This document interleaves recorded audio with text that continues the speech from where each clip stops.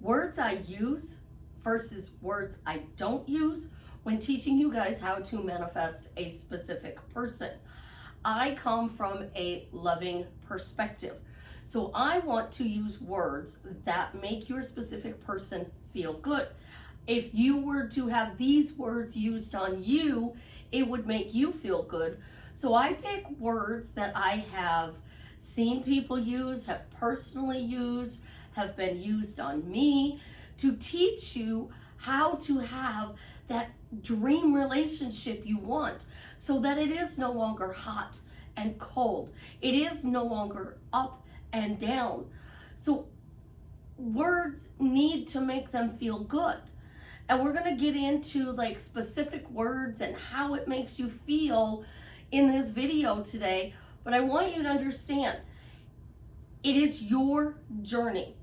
You can use a word, and if it gets results, you can keep using that word. If it's not getting results, find a different word. It's as simple as that. In manifesting, you are supposed to put yourself in the story that you want to create. And you are supposed to walk, talk, and act as if you're in that story. So as Neville Goddard would say, you embody the state of the wish fulfilled. And he says, feeling is the secret. So my phrases, questions, and statements give you the secret with the feel good words. So if you really want to get into the words, let's get our introduction done, and then we can jump in and I will tell you how your specific person feels when you tell these words to yourself, your family, your friends, your coworkers, strangers that you meet on the street, because it does make a difference when you want to get back together with them, you want to create new love. So let's dive in. This is Susie, your beautiful Swan Queen. Welcome back to the garden, my beautiful duckling. Thank you for subscribing, smashing the like button, sharing my video. I love you. I am the best life coach with a 99.6% success rate in helping people get together with the love of their life. If you'd be interested in working with me one-on-one, joining my paid Facebook group, upscaling your money, buying t-shirts from my daughter and her bestie, or my new subliminals, which I have out. I have one for money, I have one for marriage, and I have one for the best year of your life. Those links are in the description below. I do have openings this week for coachings, so if you'd like to join me in being one of my million people that I help to get together in happy, loving relationships, check out the links below. Words matter. And I have said this for over 3 years on YouTube.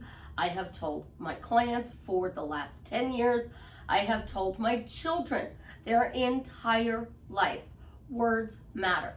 Do you want to hear somebody say, I love you, or I love you, but I'm with somebody else?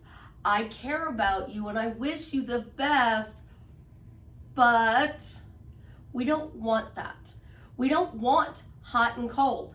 So that's going to be one of my phrases that I would say don't use when it comes to your specific person relationship.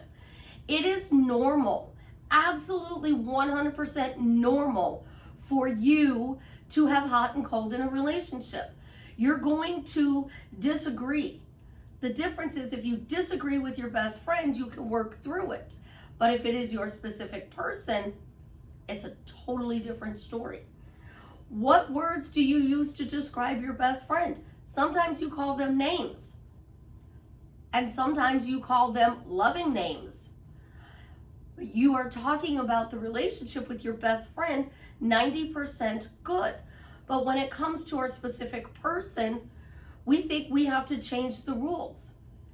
But we make our best friend feel good. That's why they keep coming back. So many people I know personally in my inner circle want the relationship my daughter has with her best friend. They are their ride and die. They are together for life. And people look at that relationship dynamic and they're like, I want that. Well, they're best friends. They have an absolutely positively amazing relationship, but they have different romantic partners. They're not asking their romantic partner to be their best friend. They're asking their romantic partner to just be their romantic partner, which is one of the secrets to their relationship. They can talk about anything and everything. They can disagree. They can tell each other, I'm mad at you. We need to be able to do that in our romantic relationships. So words that I use in romantic relationships: happy, fun, romantic, lucky, blessed, spoiled, feels good. These are words that I use a lot. Happy, a lot of people are not happy right now. We're coming out of the pandemic. Money is tight. The holiday season didn't go as most people planned. So I'm changing happy this year to fun. We're going to have a fun year, because if we're having fun, we bring in happiness. Romantic, it is completely separate than being in a happy relationship. Romance is the candlelight, the wines, the picnics, the walks in the rain, vacations, little getaways. Romance is different for everybody. It is the balcony scene in Paris where they give you this beautiful speech that you want to hear. Lucky. People are lucky with their best friends. They're lucky with their genetics, but they don't feel lucky in love. They feel like they're cursed. So I like to use the word lucky. Blessed. We all know blessed is a good word. It makes us feel good to think we're blessed. Instead of blessed, Joel Osteen says favor. You have God's favor. So blessed and favor are interchangeable in his world. Spoiled. Everybody wants to be spoiled, because when you are spoiled, that is the true and closest thing that I can describe to you that the word love equates. Spoiled is doing nice things for you, surprising you, supporting you mentally, physically, financially if need be. It is getting up in the middle of the night and racing across town because you need something. Spoiled is knowing your favorite drink, your favorite food. So these words feel good when your specific person is hearing them. They feel really good. Now let's amplify this. If I were to say, it feels so good to be lucky, that's amplifying the words lucky. It feels so good that I am lucky in love. Your specific person is hearing lucky in love, and it feels good. So they're going to think about you in wonderful ways. What about you makes them feel lucky? What about you makes them feel good? What about you do they want to cultivate into a relationship? These single words alone are not going to force them to move, though. You have to say, it feels good that they are doing nice things for me. Because if they're just thinking about you, they're not doing. So we're going to get into the words I don't like here in a little bit. But let's think about this. If I'm spoiled and I feel spoiled in love, my specific person knows my favorite drink, knows my favorite football team, knows I'm having a bad day, shows up, brings me Chinese, a Diet Dr. Pepper, and puts on the game so that we can cuddle, eat Chinese, and watch the Alabama football game. That makes me feel lucky in love.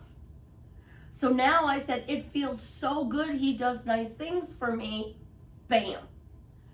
When you are saying feels so good that they are so romantic, he sends me cute little poems. We have Instagram, Facebook, and we have regular text messages that we talk through on a daily basis. So we send memes back and forth through Facebook and TikTok and videos. But when it comes to our regular text messages, he's so romantic. He sends me the most beautiful poems, and it feels so good to receive these poems. All of these words are raining down feel good, feel good, feel good. When I sit there and say, it feels good that you watch my video, it feels good that you interact and comment and like and subscribe to my videos, that means you're making me feel good. You're making me feel blessed. So if you are making me feel blessed and good, I want to continue doing videos for you. So if I get into a thing where, all of a sudden videos again are a chore, because I do have stage fright.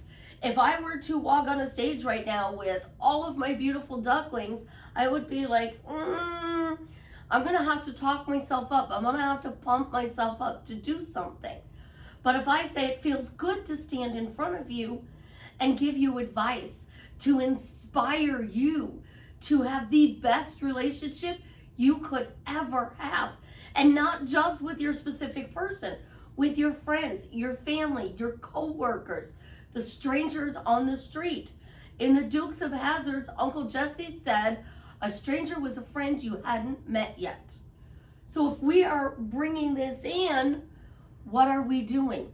We're sending out this loving energy. We're sending out feel good. And if they feel good, that's a big key in drawing them towards you. Well, let's get into some of the words I don't like. I don't like the word 3P. You guys are taking the third party, which is their current girlfriend, current boyfriend, current spouse, the person that they're living with, and you're giving them a cute little nickname and you're focusing on them. So what you're actually sending out when you say the 3P is, you're with this person. Why are you choosing this person over me? What they're getting is, this person is more important than you, so stay with them. Stay with them. And then you're saying he's with the 3P and he's obsessed with me. So he's obsessed about you. He's thinking about you. He's wanting to do things for you, but he's staying with the 3P because this does not feel good. It does not feel good when you're going, I gotta get rid of the 3P. I gotta get rid of the 3P. Text me, text me, text me. You're obsessed with me. You're obsessed. You're obsessed. Obsessed doesn't get movement. Most people do not have a good association with the word obsessed. Some do, but most people don't. And obsessed sends out stalker vibes. It sends out forced vibes. I have to think about you. It's a must. I can't eat, sleep, or breathe unless I think about you. And I'm not thinking about you in a loving way. I'm thinking about you with all of the stuff that you talk bad about me. So you say, I'm hot, I'm cold, I ignore you, I ghost you, I'm toxic, I'm not showing up for you. I'm obsessed with thinking about all of these things that I don't do for you. So now I'm going to continue to do those obsessive things that I don't do. So I'm going to get more ignoring, more disrespect, more chaos. So when you're using words like 3P and obsessed, you're cementing them staying over here in this relationship, thinking about me. They think about me 24/7. They're always thinking about me. They're thinking about me even as we speak. What are they thinking? I get this from my clients all the time. I'm thinking about them. I'm thinking about them. Well, what are you thinking about them? I'm just their name. Like their name just keeps popping up in my head. So your name pops up in my head. My beautiful duckling. Oh, my beautiful duckling. I'm thinking about my beautiful duckling. I'm thinking about them. Okay, now I'm going to move on. Because nothing came next. You're sending out thinking of me, thinking of me, think of me, think of me, think of me, think of me. But you're not being specific on what they think. So now they're thinking about you, they're obsessed with you, and the third party, so they're thinking all those bad things. Well, oh, I'm so glad I broke up with her and I'm with this third party. I love her, but I'm better off in this relationship. Like, we're hot and cold, we're toxic, I never do anything right for her, so I'm better in this relationship. I'm definitely better to stay with the third party. And then they're miserable. Guys, this is the most awful word in the world, because they literally curl up on their couch, they curl up in their bed, and they don't want to do anything. They literally don't want to do anything. If somebody is saying you are miserable, how would that feel to you? How would it feel if I said, my beautiful duckling, why are you miserable? Why are you so miserable? Why are you miserable? It's because you're not with me. You're miserable. That doesn't feel good. And because it doesn't feel good, they're not going to reach out. And when you reach out to them, you don't get very good responses, because they're coming from a place of not feeling good. Think about it. If you're sick, you want to be held or ignored. Do you want to be left alone, or do you want to be held? When I'm sick, I like to be held. So if I'm in a relationship with a guy and I'm sick, I want to be held. If they're up cleaning the house, I feel neglected. And I will tell them, can you please sit down with me? When my ex-husband was sick, I couldn't leave the room he was in. Like, I had to be within his sight. So if I went to the kitchen to make dinner for the kids, he thought I was being awful because I wasn't sitting in the bedroom with him watching him sleep. Miserable and obsessed is that type of energy where you're not going to get a healthy romantic relationship dynamic. You're not even going to get a healthy best friend dynamic. My daughter and her bestie, they do not say, I missed you. I've never heard them in 10 years say, I miss you. I've never heard them in 10 years say, you're miserable. I've heard them say, you're upset. What's going on? What can I do? Is there something I can help you with? What do we need to, how do we work through this? They have a relationship that people want in their marriage. So if they're miserable, if they're obsessed, they're thinking about you and only you. That's not a good word. Only me. They're thinking about only me. So if they have a difficult job, fireman, policeman, EMT, military, if they have medical, doctor, nurse, if they have they're a lawyer, these are very high pressure jobs. And if they're only thinking about you, what happens if they need to go help one of your family members and they're thinking of you instead of helping the family member?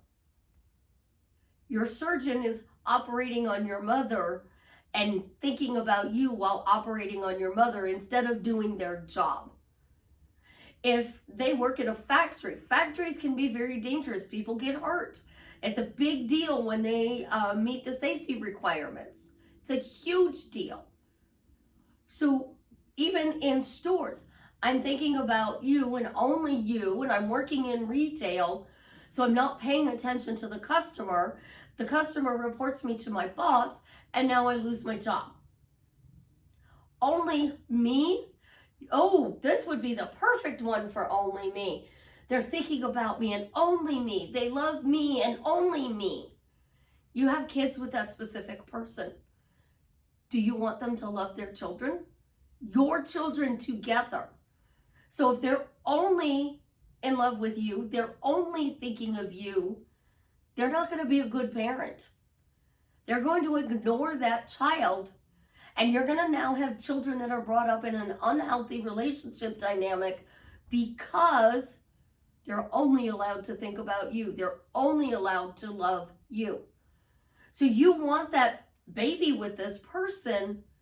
Don't you want them to love the baby? Don't you want them to be a good parent to that baby? These words will stop that from happening. And you've been saying them for weeks, months, years even. That's ingrained into them. Then let's talk about perfect. This is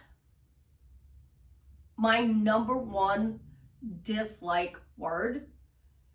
It is, number 2 is obsessed. Obsess, obsession, obsessed. But number 1 is perfect. Perfect, they are disrespecting you. It's perfect. They are being romantic with you. It's perfect. They're cheating on you. It's perfect. They're being faithful to you. It's perfect. They hit you.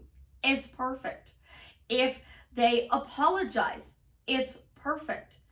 So a lot of people have come to me and said, Susie, I have the perfect relationship and I want to upscale it, because that's a word I use, upscaling. You're upgrading. So I want to upgrade to a better relationship. It turns out that they're ghosting them. They're hot and cold.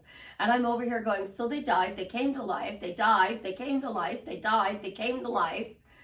Some of them are in extremely toxic situations where the person is berating them, belittling them, and I'm like, you're saying this is perfect. Well, if it's perfect, then they are hearing abuse is good. Ignoring is good. Being, cheating on you is good. And they're also hearing taking you out is good. They're also hearing loving you is good. They're also hearing that spoiling you is good. So you're getting these wonderful things on the one side and these awful things on the other side, because if it's perfect, why would you change anything? Why would you change anything if it's perfect? So if we take perfect and miserable and obsessed and thinking about me and only me and 3P and flush them down the toilet, we're getting rid of all of those energies that we're sending them, because words are energy in motion. So if our words are energy in motion, we want to send them feel good, because you want to be with this person for 18,262 days. That's a 50-year marriage. How do you want them to feel during that marriage? Do you want them to feel good to be married to you, or do you want them to feel bad being married to you? Do you want to be dependent on them being happy so you can be happy, or do you want to have a happy relationship? I don't have to be happy, but I can still have a happy relationship. I could be depressed, I can be angry, I can be upset, my life could be going south, and I still have a great relationship, because my personal happiness isn't dependent on another person. I'm the only one who can make Susie happy. You are the only one that can make you happy. So if I'm using words that are not good, in my personal opinion, miserable, I'm also making myself miserable. Because let's think about this. This relationship is perfect. They're miserable. You're miserable. So now you have a perfectly miserable relationship. Words matter. This one is a new one that I was asked about, and it's permanently. I'm permanently married to my specific person. I'm permanently, happily married to my specific person. Again, I'm going to preface this with, if these words are working for you and you have a good relationship where it is the majority of the time it is good, there's a few bumps in the road, use any words you want. But if you are watching this video to have a better relationship, changing your words gets you different results. And I don't like permanently. I've played with it. And this is a YouTube comment. Can I say permanently? Yes, you can. Would I personally? No. Nothing in my life is permanent. All right? I've had, I don't know how many cars. I have 13 Christmas trees. I have 26 snowmen. I probably have 14 or 15 nutcrackers. When I am decorating things, I get rid of. So I had the tower lamps. I no longer have the tower lamps. I had a round chair out here. No longer have the round chair. Things are not permanent. Things come and go in our life. Relationships come and go in our life. So permanently to me means 18,262 days. So if we're permanently married, is this the Notebook where they pass away together? Does one pass away and then hours later another one passes away? What exactly do you mean by permanently? Because I would rather say I have a long-term relationship. I would rather say that, I found my forever person. So forever would be a good word on my list. Forever, I'm writing it down. Eternity. How do you spell eternity? I can't think at the moment. But let's talk about this. If you are my forever person, that feels good. Permanently married, to me, it feels a little forced. I've asked a few people that I know how they feel about permanently, and they're like, not really. I don't feel permanent. The first response when I said permanently, happily married, they said nothing in life is permanent. And I said, okay. So we lack the feeling of things staying in our life. So I'm going to use my decorations as an example. 13 Christmas trees. One of those trees is flocked, and it is a 6-foot snowman tree with this beautiful top hat. Eventually, the flocking on the tree is going to get so bad, I need to replace it. So that tree's not permanent. My big white tree I've had for 3 years now, and it's still holding its shape really well. I call these Ponderosa pines or Snoopy Christmas trees. They're a little bit bigger. I'm really good at shaping, so it looks really full, but a Snoopy Christmas tree has lots of holes in it. The one on the balcony looks more like a Snoopy Christmas tree because of the weather. So I have two things, but they're not permanent. These are going to get put away once spring starts coming around. Once the weather starts warming up. The tree on the balcony, all 13 trees are going to be put away. And people say, if you want new Christmas decorations, sell your Christmas decorations right before Christmas so other people have them. Take that money and bring you new Christmas so you can go get your new stuff. You guys all love my Paris paint picture. It is hanging in my hallway where I literally can see it. I mean, I'm literally like sitting on the balcony overlooking the Eiffel Tower from my viewpoint. This picture's not going to stay the same. Love you is staying. I like that saying, love you. But you notice more is gone. My desk is over here. My dining room table was there. So for a good year and a half, Chance has been walking.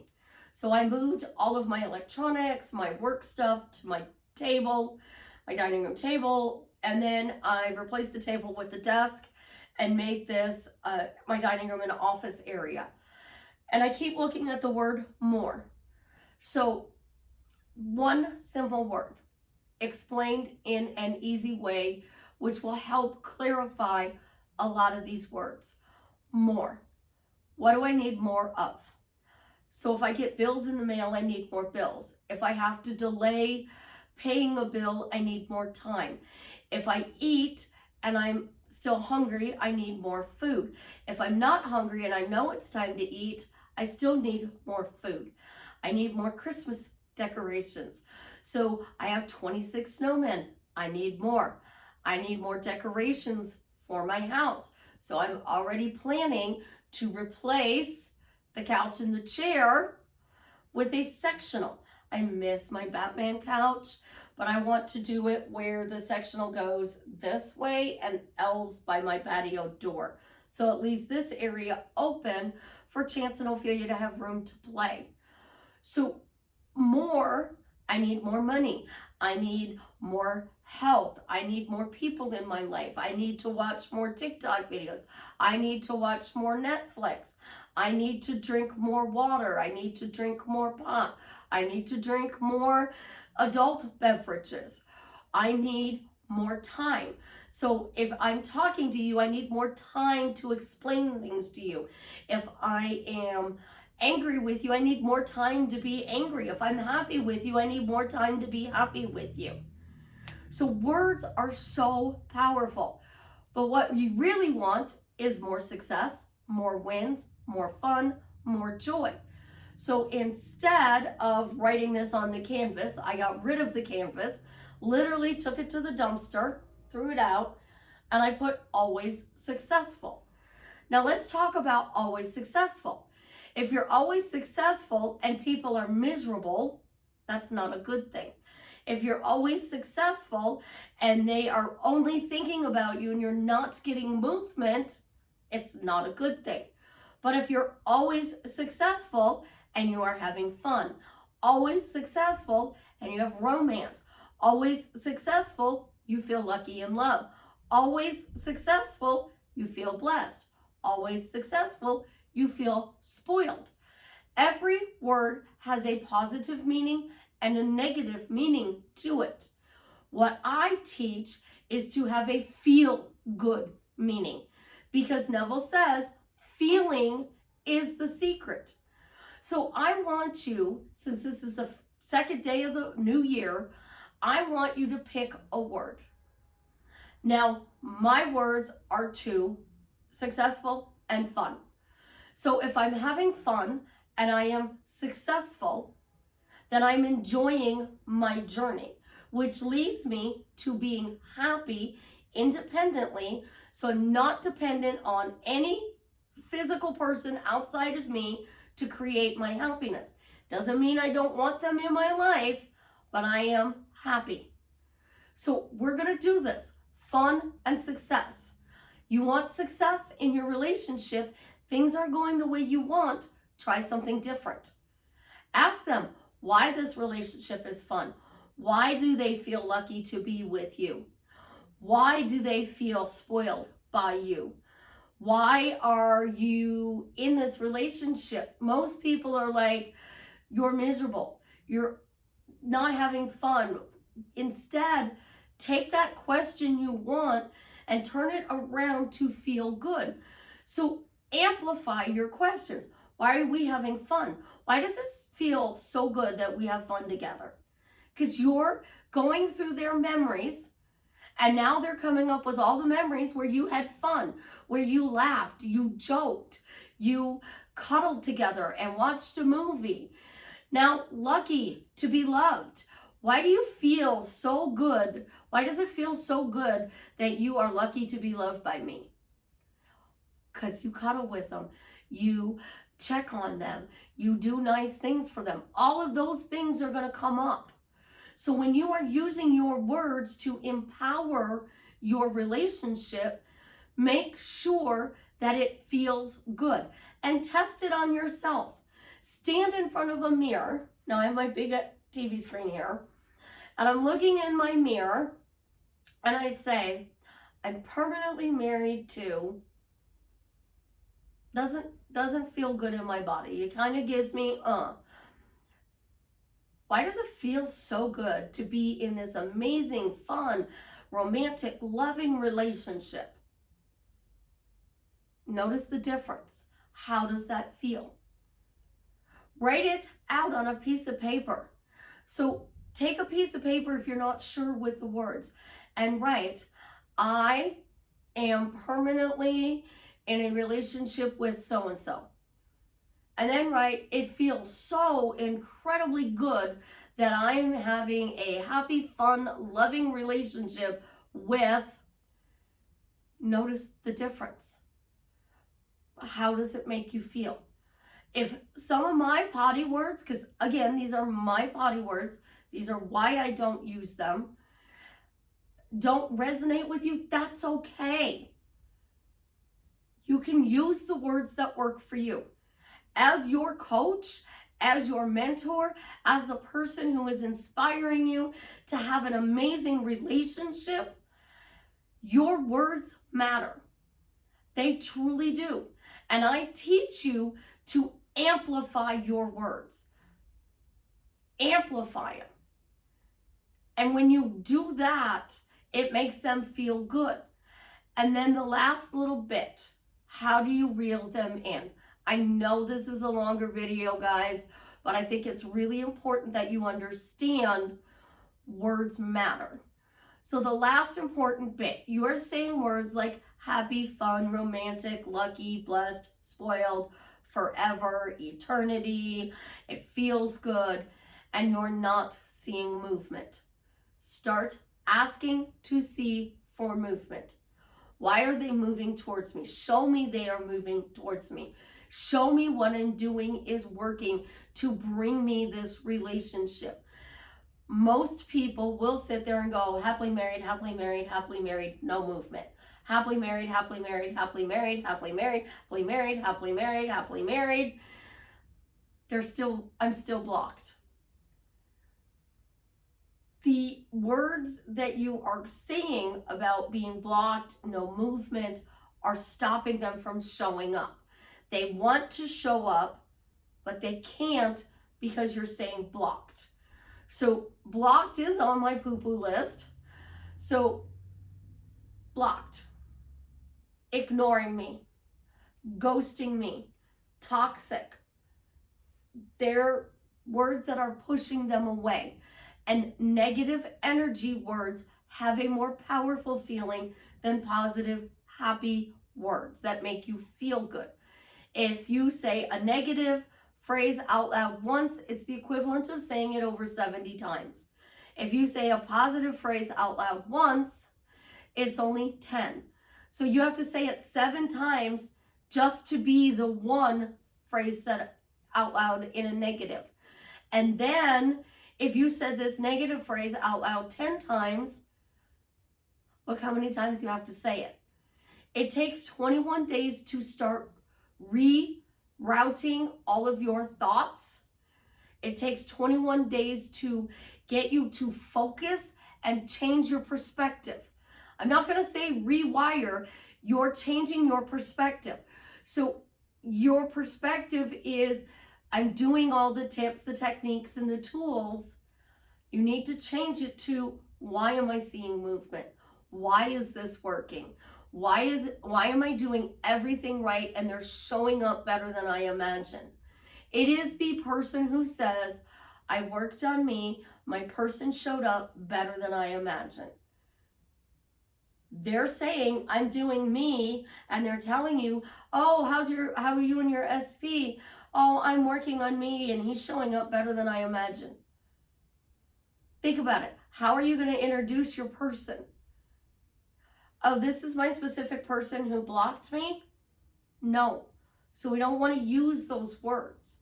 We want to let those words go. So letting go is words and reasons they are not doing what you want.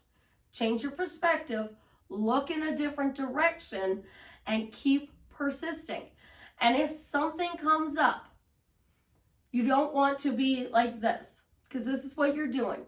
You're calling the pizza place and saying, hey, I want to order a pizza. And they're saying, okay, what size? I want a large. Thick or thin? And I know people have different ones, but I call pizza thick or thin.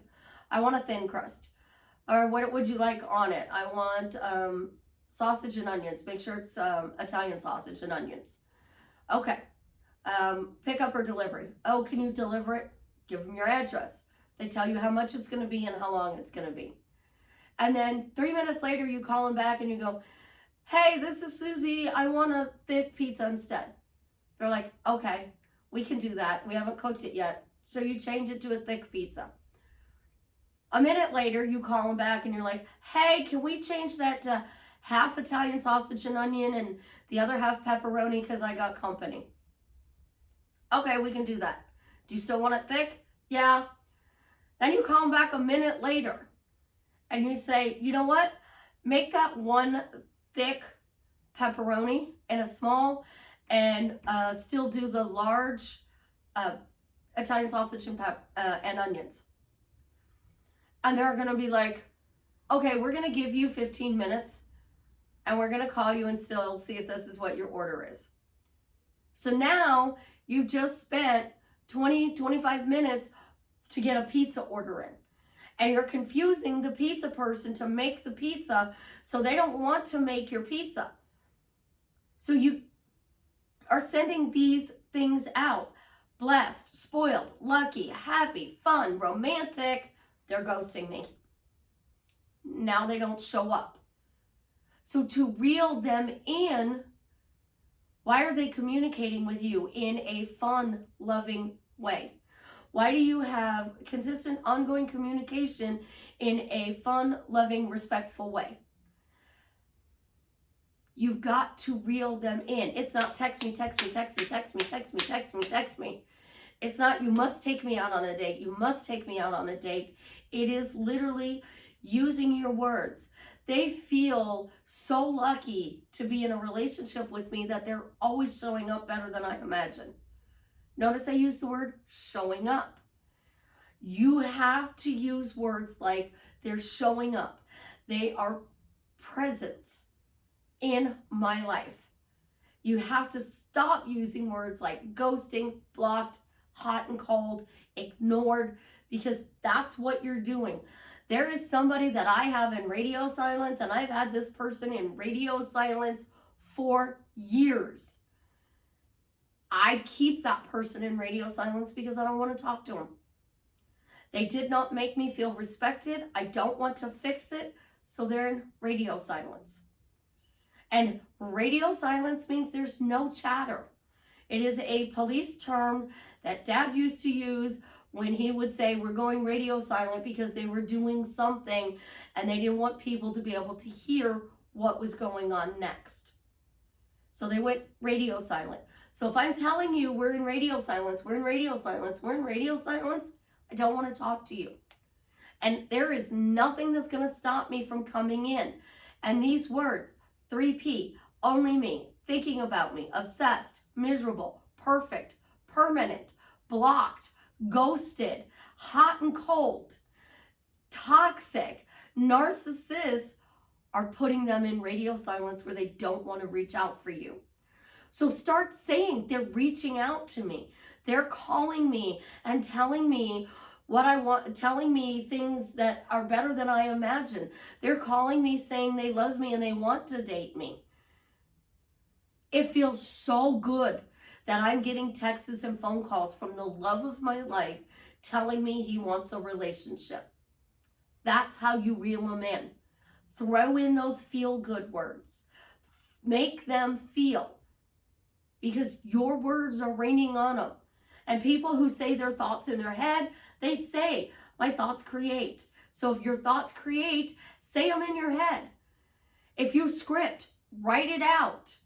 If you listen to subliminals, put it on the subliminal. It feels so good that they are reaching out to me to tell me that they love me and they want to be in a relationship with me. It feels so good that they're taking me out on dates. It feels so good that they are showing up for me. It feels so good that they quickly respond to my texts. They have a respectful time frame. It feels so good that we have consistent, ongoing, loving, fun, romantic, respectful conversations. All of these things are going to make them feel good and want to come back. Use your words wisely because they make a huge, huge difference. I love you guys, and I want you to have the relationship of your dreams. And in order to have that relationship, you just have to find words that empower that relationship and make both of you feel good.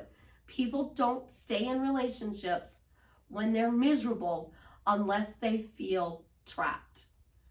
And permanent, perfect, miserable, obsessed, thinking about me, only me, 3P, blocked, ignored, hot and cold, ghosted, makes them feel trapped in the current story, and you want to get out of the current story and find a better story that makes them feel good so that they will come forward and meet you the way you want them to be meeting you.